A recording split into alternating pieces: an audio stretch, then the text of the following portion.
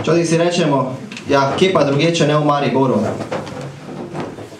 Sporna postavitev radarjev na videz dokaj nedolžna je vsega vajene Mariborčane pognala na ulice in v nizu protestov imenovanih vstaje, vsega skupaj bilo jih je 6, odnesla s čela občine na pol mandata šele takratnega župana Franca Kanglerja, ter potem iz lokalnega značaja prerasla na vse državni, se vzdignila v uporu proti vsem političnim elitam in praktično proti vsakemu predstavništvu, če smo natančni, v Ljubljani dobila to obeležje urbanega karnevala z tako imenovanim protestivalom po največji vseslovenski vstaji 8. februarja, kjer je Janša vstajnike značil za leve fašiste, še nekaj časa trajala in potem dokaj neslavno potihnila z zadnjo vstajo 27. aprila,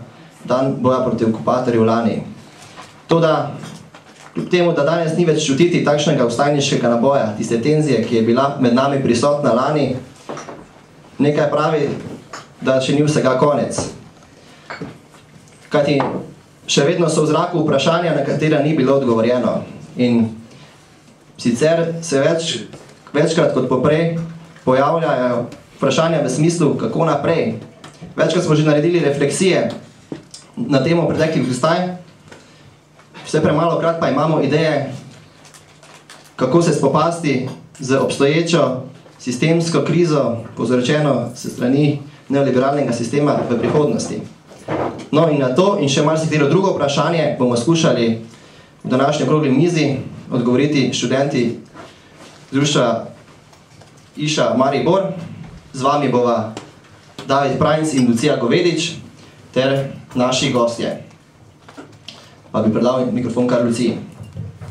Današnji gostje so dr. Vesna Vuk-Godina, ki je profesorica socialne, politične in kulturne antropologije, je zelo priznana sociologinja in publicistka, avtorica več strokovnih del in poljudnih člankov ter kolumn, predava na Filozofski fakulteti v Mariboru in na Fakulteti za družbene vede v Ljubljani.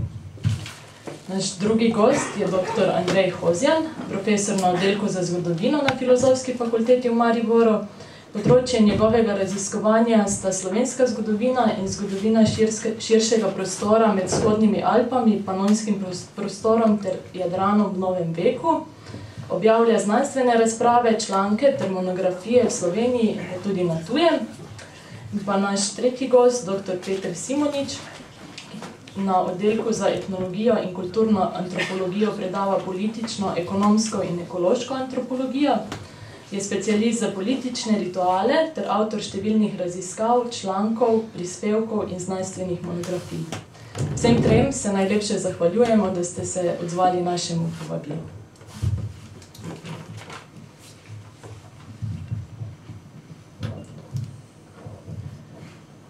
Torej,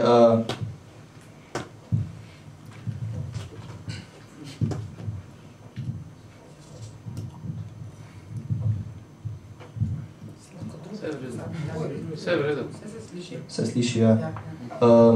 Se sliši.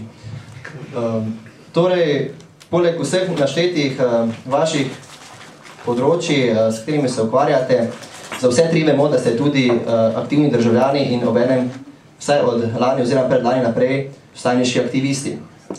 In v okviru tega vas bi vprašal, kdaj je pri vas nastopil tisti sprožilni moment, s katerim lahko rečete, da ste postali vstajniški aktivist.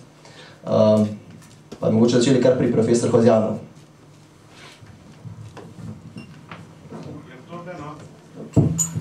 Hvala lepa, ja.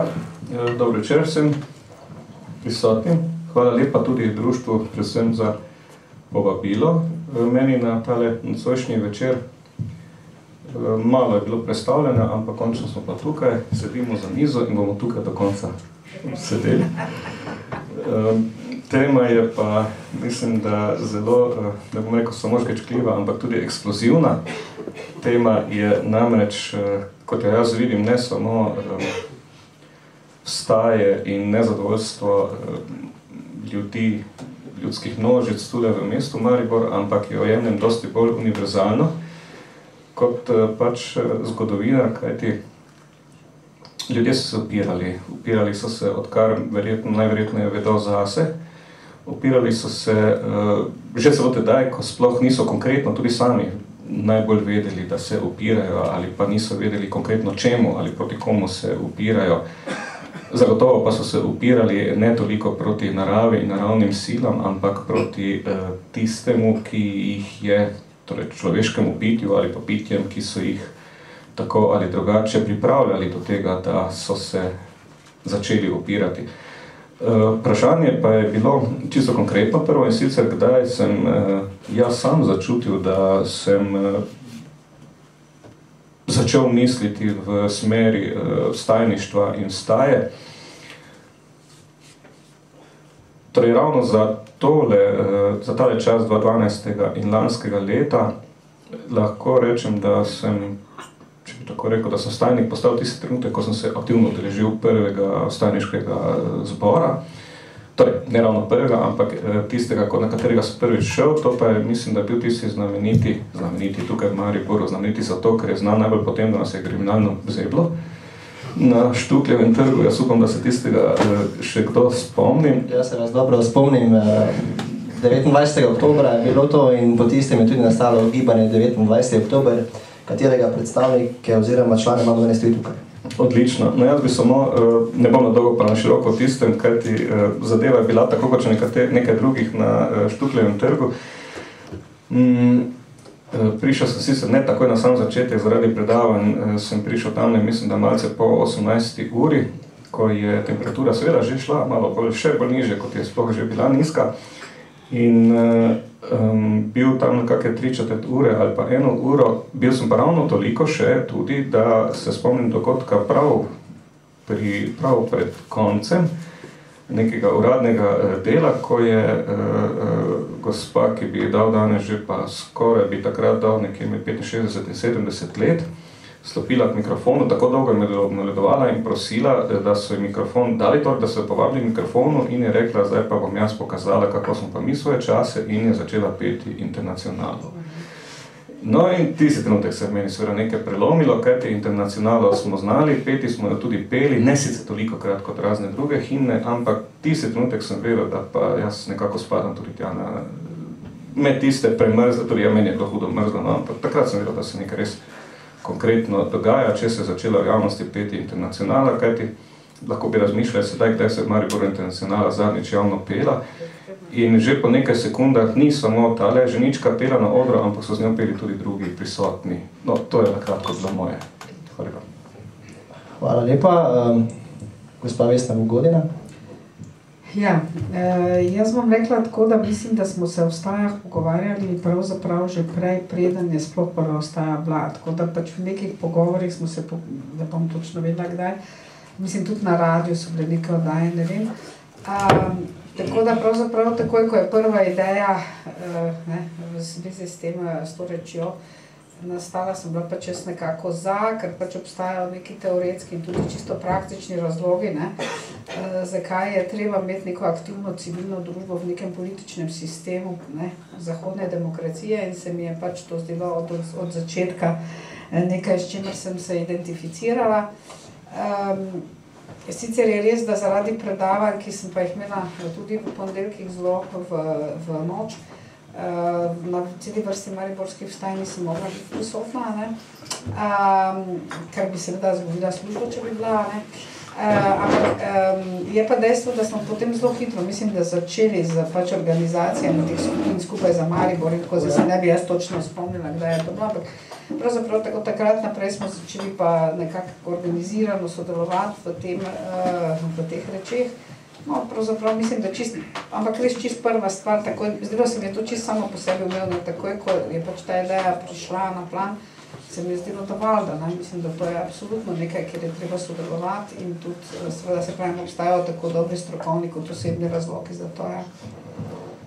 Dobro, mi je še ostalo spominu, kako je na drugi mariborski vstaji tisti prvi siloviti obenem poteklo državno družboslovje in ja, točno, ja, takrat ravno ste tudi še sedaj že gospa Pirjevca gostili. Zato mislim, da ne vem, če ste takrat bili že prisotni, ampak spomnim se pa vas z marsikateri kasnejše obstaja.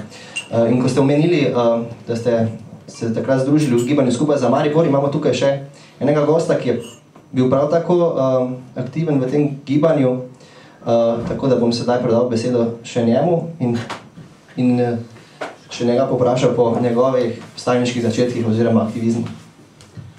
Ja, za razliko od dr. Godinove, jaz nisem sodeloval pri zamišljanju ali pa teoretiziranju vstaj, niti nisem bil v začetku aktivn toliko.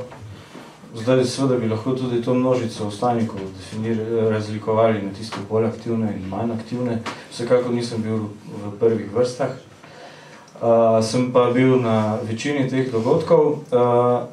Moje vstajništvo se je pa pravzaprav začelo, če lahko temu rečem, vstajništvo, neke vrste uporništvo, že skozi to, ko sem pisal doktorat, ker če delaš analizo slovenskih dnev državnosti in se ukvarjaš z političnim establishmentom, prej slej prideš do kupa nebuloz in postaneš nervozen in znova posvojiš marksizem v antropologijo, ki je bil dost časa izrinjan, prekrit z vsemi mogočimi novimi paradigmami.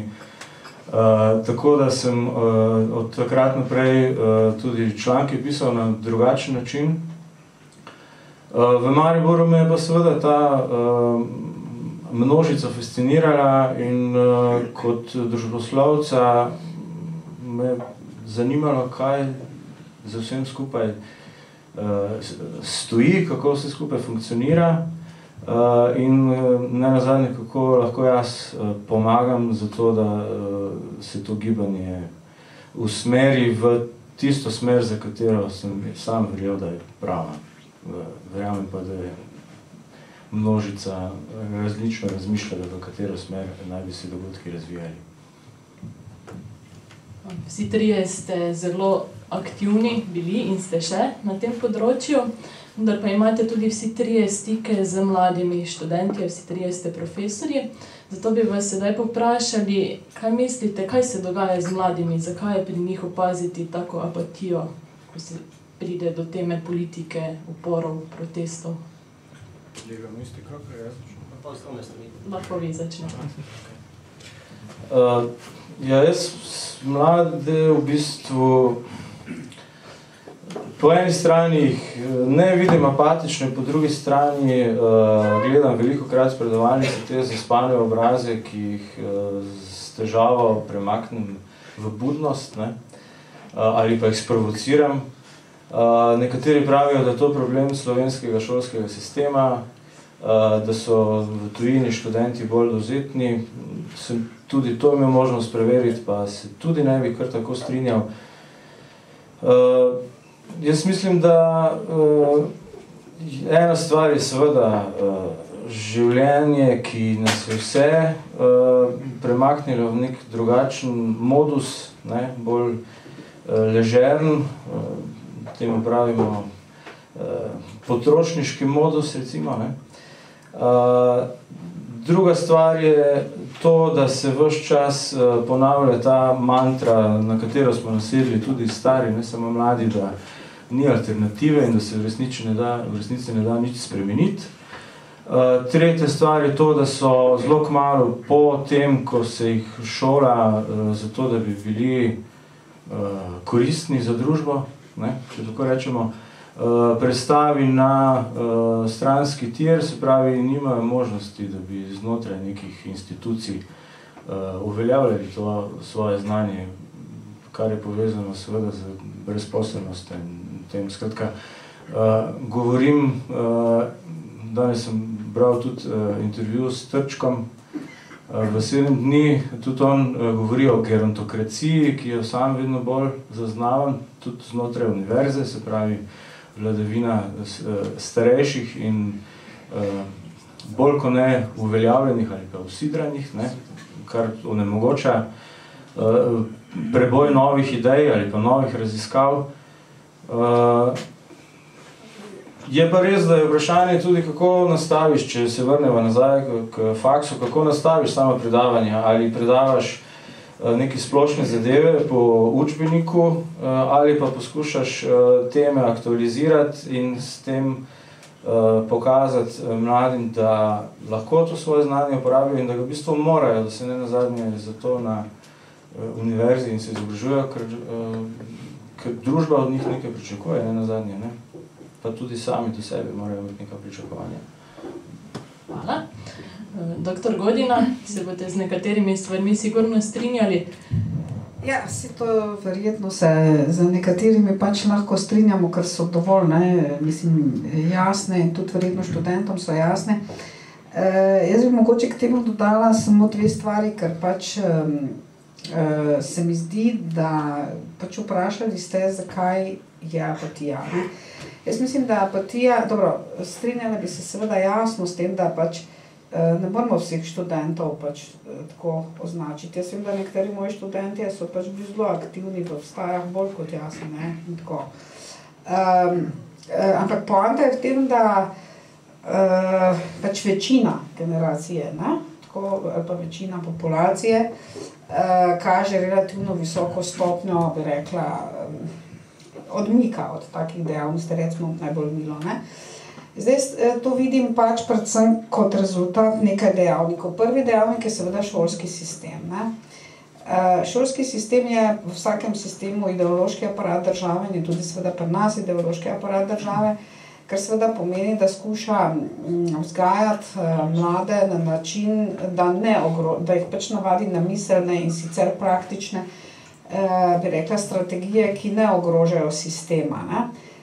Mislim, da je to zelo vidno, ne? Se pravim, z izjemo nekaj študentov, ki seveda pač, to so običajno tudi najpametnejši študenti sicer, ampak dejstvo je seveda, da šolski sistem je problem iz 2 zornih kotov. Prvič zaradi sistemskega podizobraževanja, ki ga proizvaja, ne? Torej študenti danes so funkcionalno nepismeni, nenačitani in tudi če imajo zbrana dela Marxa in Engelsa, zdaj tisti, ki smo pač vedno bili nekako bolj nagnjeni k marksistični paradigmi, tudi na internetu, kar bi mi lahko seveda veselo pozdravili, to nič ne pomaga, če jih ne znaš prečitati.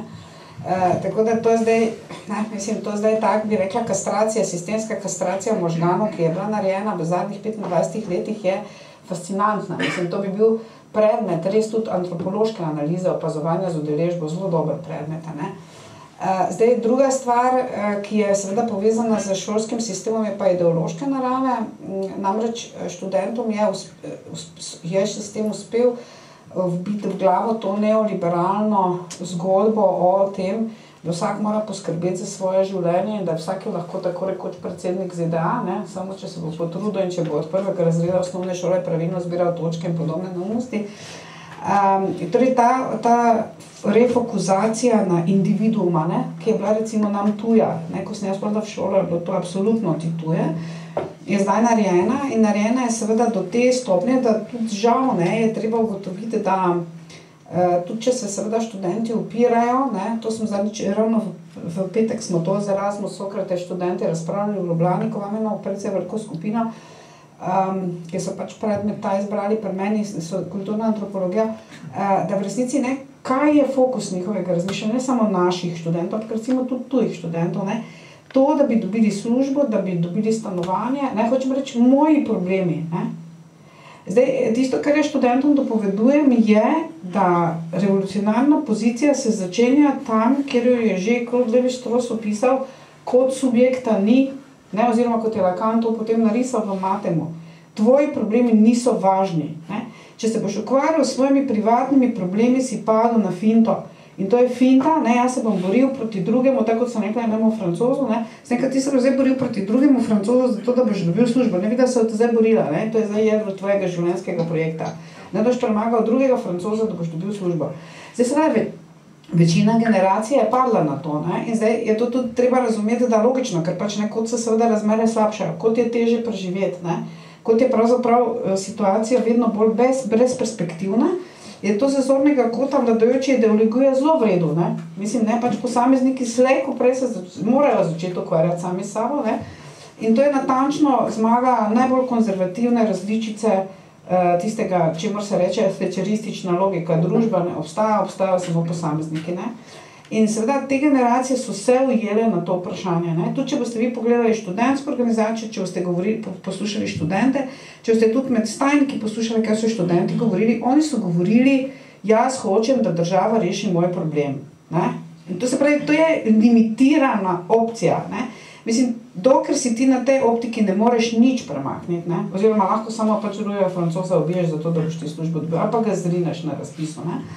Tako da šolski sistem je uspel tukaj, ne, mislim, tega se mi ne zavedamo, da ta prestrukturiranje šolskega polja je bilo zelo uspešno, bilo je pa, jaz mislim, da zelo uspešno tudi če zaradi ene stvari, ki je pa tradicionalna značilnost slovenske politične kulture. In kot mi je Andrej potem pomagal, ko sem zdaj za knjigo zgodovino proučevala, pač kolikor sem daleč nazaj brala, je bila to že značilnost, ne, slovenske politične kulture in to je politična kultura nevidnosti, ne. Res je sicer, da so se Slovenci upirali, ne, ampak bolj naredko, ne. Sicer pa pač je zaradi cele serije razlogov, ki so zgodovinski, se uveljavlja tukaj politična kultura nevidnosti. To pomeni, ne gre za to, da ljudje ne vejo, recimo študenti, nekaj narobe. Ne gre za to, da oni ne vejo, kaj je rešitev, seveda vejo. Ne, jaz imam približno 200 intervjuov zbranih z ljudmi tukaj iz Maribora pa okolice, o tem ne, pač kako oni zdaj razumejo. Vsi ljudje točno vejo, kaj je narobe, vsi vejo, kaj treba narediti, ne rabimo mi nobenih trojke, pa četvorke, pa nekaj rabimo, nič ne rabimo. Mislim, lahko nezaposleno delavko iz Pika vprašate, vam bo vse povedala, boljše kot naša predsednica vlade, ne. Hočem reči, ne gre za to, ampak gre za to, da je pač obstaja neka zgodovinska lekcija, ne, da če je težko, se skriješ, ker če si neviden, imaš večje možnosti, da preživiš, kot če si viden. In težje, ko je, bolj se skriješ. To je seveda tisto, česar ne razumejo Slovenci, ko pravijo, ni še dovolj težko, ko bo dovolj težko, bodo Slovenci prišli na plan. Ne bodo. Bolj, ko je težko, bolj bodo nevidni. Ne, to je zgodovinska lekcija in to je seveda problem. Ne? In ta politična kultura je pa tradicionalna. To se pravi, to je politična kultura, ki jo imajo študenti enako, kot jo imajo njihovi starši, ne? Ali pa kot so jo imeli njihovi stari starši, ali pa kot so jo imeli še ne vem kolikokrat nazaj. Še vedno rečem, da ta velika lekcija, ko so se Slovenci tega naučili, je bila pač, ne, Ljudevit Posavski pa izguba samostojnosti, takrat so oni dobili lekcijo. Če si viden, najebeš, ne, konc. Ne. In torej, ne, od takrat naprej so, mislim, ta attitude, ne, je pač tradicionalni attitude in se pravi, ne gre zdaj za to, da oni ne vejo, za kaj gre. Tudi ne ve, gre za to, da ne vejo, kaj je treba narediti. Ampak, če to ne bo nišče naredil zaradi tega, ker se izpostaviš, ne. Meni so moji najboljši prijatelji rekli, ne, pa najbližji sorodniki, ki me imajo najrajše, da je nehaj že enkrat, malo postani nevidna, ne, pa poskrbi za sebe. Ne, to je točno, to je slovenska logika, kako se stvari delajo, ne. To je zgodovinsko potrjena logika. In zdaj, kako bi vam rekla, zdaj tu so pač študentje, kombinacije te tradicionalne politične kulture in, kot sem rekla, ne, te spremembe šolskega sistema kot ideološkega aparata države, ki je bila zelo uspešno narejena, ne, torej funkcionalna nepismenost je fantastična, ne. Ne samo zdaj, ko jo pač PISA in drugi ugotavljajo, to sem jaz povedala že 10 let nazaj, ko še nobena raziskava tega ni ugotovila, ker pač iz izpitov to vidiš, ne. In potem so rekli, da je seveda kompliciran, ker sem zatežena pa to, no zdaj, ko seveda to so pač mednarodno jasno, zdaj več noben tega ne reče, ampak poanta je v tem, ne, da, mislim, jaz temu pravim, ta sistemska lobotomizacija možganov, ki jo je šolski sistem naredil študentom, ne. In seveda ta ideja, če boš ti pridn, če boš točkice zbiral od prvega razreda, lahko postaneš Obama, ne? Zdaj pa to oni vsi mislijo, ne? Da to zdaj. Če bodo pridni in bodo skrbeli za sebe, bodo pa postali, bodo pa rešili svoje probleme, ne? Plus v kombinaciji s to tradicionalno politično kulturo se mi zdi precej odvitačna, ne? Situacija.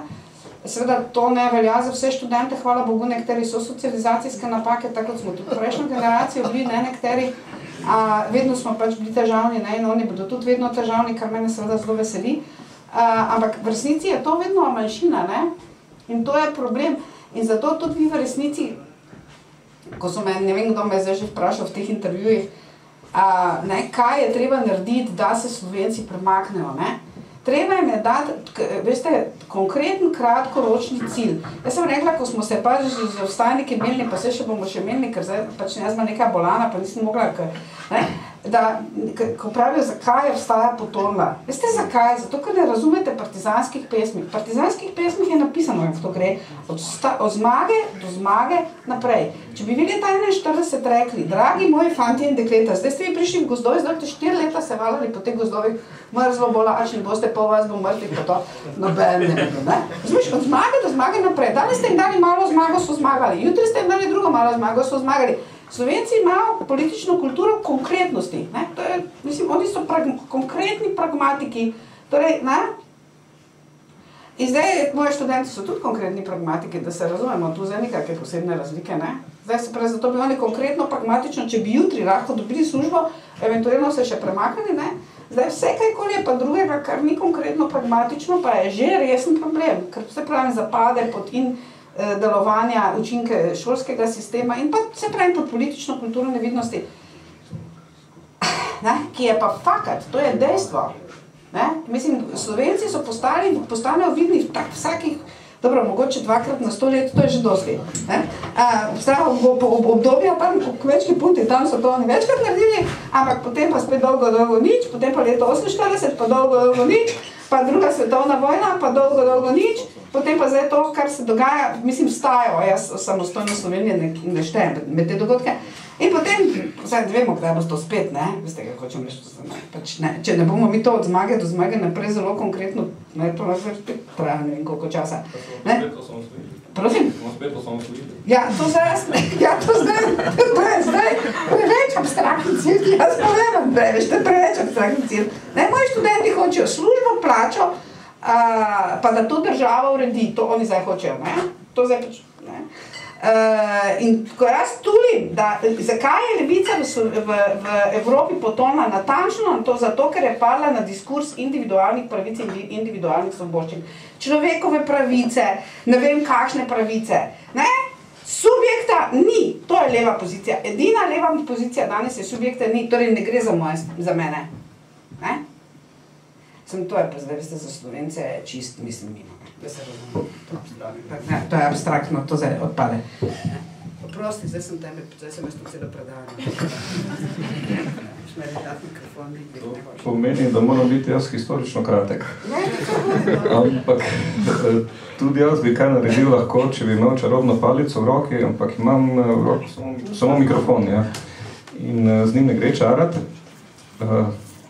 Kaj več se da narediti z knjigo, je pa en človek rekel, da se jo vzame v roke in jo se uporablja kot orožje. In ko je kolegica Vesna ravno kar govorila o funkcionalni nepismenosti mladine, bi jaz malce zoprstavil tole, sicer ne morem gledati skozi optiko 20-letnikov, 22-23-letnikov, ne morem preprosto, ker se ravno kar bližam Abrahamu in imam malo drugače. Tudi mi je malo teže, zato ker smo mi trije tule sedeči, seveda ljudje že za službami, tule pred nami pa je vprašanje, kdo sedečih bo dobil službo v doglednem času, ampak ja, jaz bi takole rekel, namreč tele vprašanje, ki je bilo namreč o apatičnosti današnjih mladih osebkov, bi jaz takoj zoprestavil eno drugo misel, namreč, če že res govorimo o, pa s tem ne bomo šli, kajti izogibali se bomo danes konkretni kakršnikoli disfunkciji ali pa kritiki univerze, posebej univerze v Mariboru, ker tako ne pridemo nikamor. Ampak bi, če že univerza, potem bi temu zoprestavil, temu namreč apatičnosti mladine, bi zoprestavil pa vprašanje o stopnji apatičnosti ljudi, ki pa delamo na univerzi, se pravi univerzitetnih učiteljev, univerzitetnih delavcev.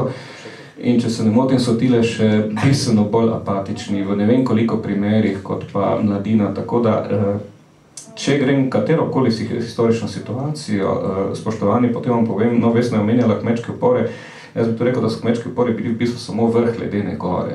Človek, kot rečeno, se tudi mali človek tukaj se upiral, če ne druge se upiral v svoji lastni glavi, v mislih in se upiral proti čemerkoli. Zdaj, upiral se tudi na ta način, da se recimo na začetku politične dobe tu na Slovenskem, ki pa nastopila po 1866, in to je po oktobrski diplomi. Leto, dve zatem, prosim, imamo Tabor, je prvi na čistem obrobju Ljutomeru, kjer se je zbere čez 25,000 ljudi, drugi v Žalcu, a ne zopet čez 16,000 ljudi, in tretji v Vižmarjah pri Ljubljani, tako dalje, zopet čez 15,000 ljudi. Ti ljudje verjetno so se na nek način tudi morali upreti, niso se uprli namreč čisto konkretno, ampak so se uprli temu, kar je do tedaj vladalo namreč v političnem gledanju v prostoru, ko ni bilo politike. Ko ni bilo politika, ampak je bil vladar, Kajzer in amen.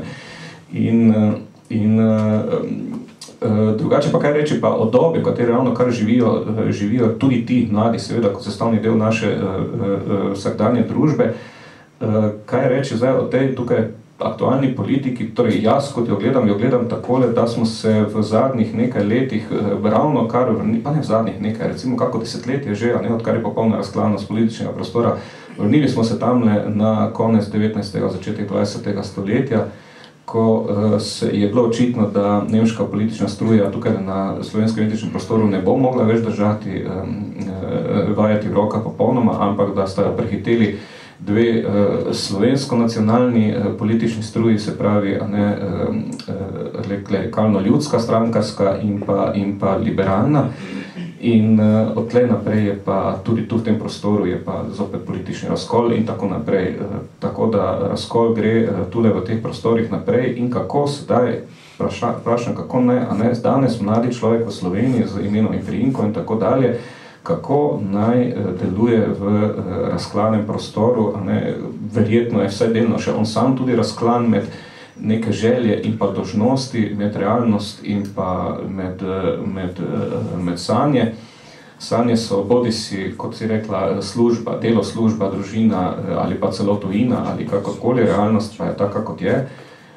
Ne bom nikakšnih receptov, nima smisla dajati, ampak še nekaj bi povedal, tako kot po moje vseh res teh historičnih obdobjih, tudi kmečke upore niso vodili 20-22-letni divji mladeniči, ampak so jih brez skrbi zmeraj vodili, a ne čisto po patriarhalnem načelu gerontokrat. Mislim, ljudje čez 50-60 let, verjemite, a ne, vedno so uporni vodje bili, a ne, vsaj čez 50 ali pa 60 let, kaj ti veljala je osebna avtoriteta, očeta, patra, a ne, in tako dalje. Toliko bi samo za... Hvala lepa.